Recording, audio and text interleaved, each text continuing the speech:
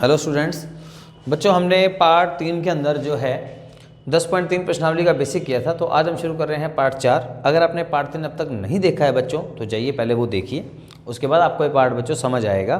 तो चलिए हम अपनी प्रश्नावली निकाल लेते हैं 2.11 पेज नंबर पे। उस पर 10.3 प्रश्नावली हैं, उसके अंदर 2 सवाल दिए गए हैं हमें। पहला प्रश्न जो है, ठीक है, अब उसमें क्या दिया गया ज़रा ध्यान से देखिएगा।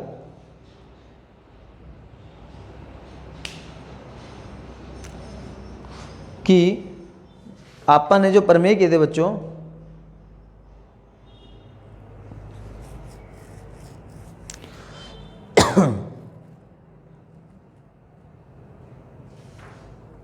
हाँ बच्चों देखिए ध्यान से।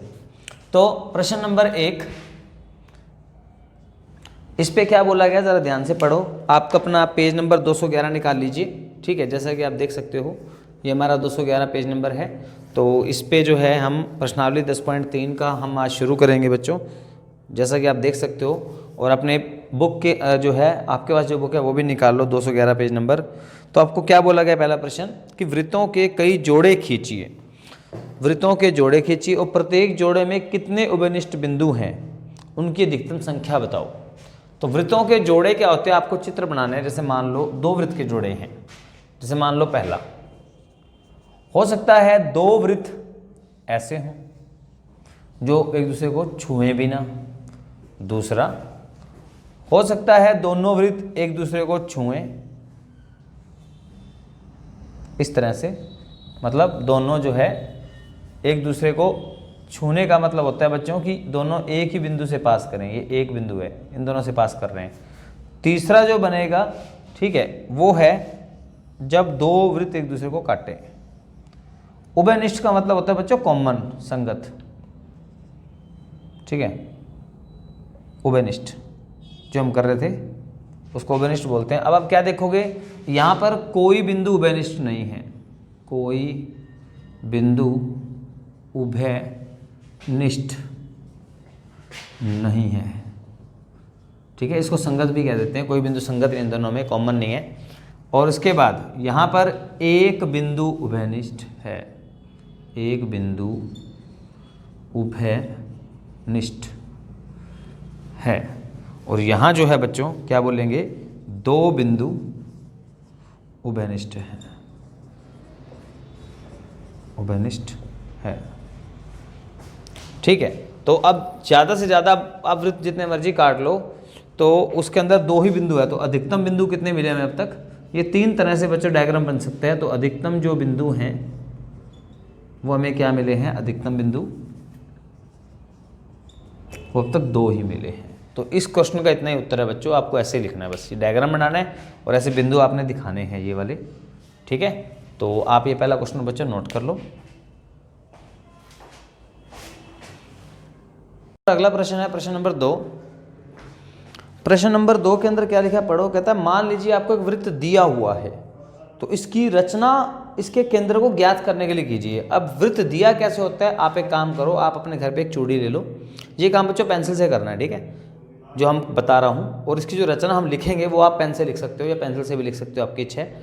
तो हम क्या करेंगे, आप घर में एक चूड़ी ले लीजिए, बैंगल ले लीजिए, और उससे कॉपी पे रख के उसके अंदर अंदर पेंसिल से एक सर्कल बनाओ ऐसे, ठीक है। तो आप जो है सर्कल बना लो चूड़ी से। तो मेरे पास तो चूड़ी नहीं थी इतनी बड़ी, मैंने बना दिया। आप लोग चूड़ी से बच्चों ये सर्कल बना लो। अब इसका केंद्र नहीं पता कहाँ है, हमें इसका केंद्र ज्ञात करना है। तो कैसे ज्ञात करोगे कि आप क्या करो, हमें इसके लिए रचना लिखनी है, ठीक है। तो हमें एक वृत्त दे दिया, अब इसकी रचना कैसे ज्ञात करेंगे, देखो हम इसकी रचना साथ साथ लिखनी भी है।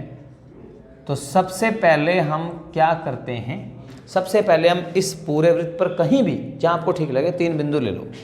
मान लो एक बिंदु ले लिया ए, एक ले लिया बी, एक ले लिया सी, ये आप काम कर सकते हो, ठीक है।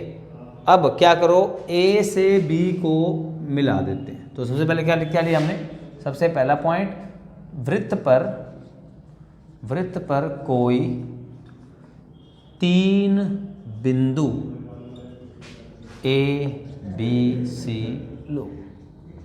पहला काम हमने ये कर दिया, वृत्त पर 3 बिंदु ले लिया। अब दूसरा काम हमें क्या करना है, ये रचना लिखनी है अपने मेन, तो ध्यान रखिएगा ये रचना लिखनी है।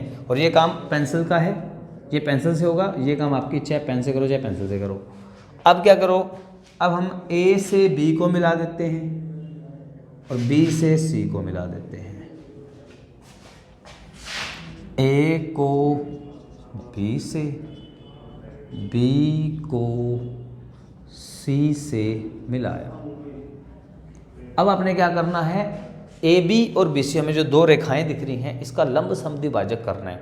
लंब समद्विभाजक क्या होता है, आप प्रकार ले लीजिए। अब ये काम हो गया, स्केल से प्रकार ले लो। प्रकार में पेंसिल लगा के देखो अब क्या होगा कि आपने इसकी आधे से ज़्यादा प्रकार खोलनी है। लंब समद्विभाजक कैसे लेते हैं, ध्यान से देखो कि आप जो है बेटा कि एक रेखा होती है, मान लो ऐसे ए बी है, आपने क्या करना है, प्रकार लेनी है। ऐसे हमारे पास प्रकार होती है ना, तो प्रकार ना आधे से ज़्यादा खोल लो, एक चाप ऊपर और एक चाप नीचे ऐसे लगा दो। तो ये जो बिंदु मिलेगा M, ये होता है लंब समद्विभाजक बिंदु। ठीक है, तो इस तरह से हमें काम करना है। हम क्या करेंगे बच्चों, आधे से ज़्यादा जो है प्रकार खोल लेते हैं। ठीक है, आधे से ज़्यादा हमने प्रकार खोल ली। अब क्या करेंगे, यहाँ पर पिन रख के आप एक चाप यहाँ लगाओ और एक चाप नीचे लगा दो। जो लोहे की पिन है वो यहाँ रखनी है, पेंसिल ऐसे। अब वही पिन रख लो, प्रकार ज़्यादा खोलनी चाहिए, इतनी खोल लो। ठीक है, उसके बाद अब बी पर पिन रखे, इन्हीं चापों को काटो और एक इसको मिला दो, ऐसे मिल गई। अब बी सी के साथ भी ऐसा करो, आधे से ज़्यादा प्रकार, मतलब प्रकार यहाँ तक खोल लो, इतनी बी सी के नज़दीक तक खोल लो। दो, अब बी से रख के एक चाप ऊपर एक चाप नीचे और सी से रख के एक चाप और एक चाप नीचे, इनको मिला दो।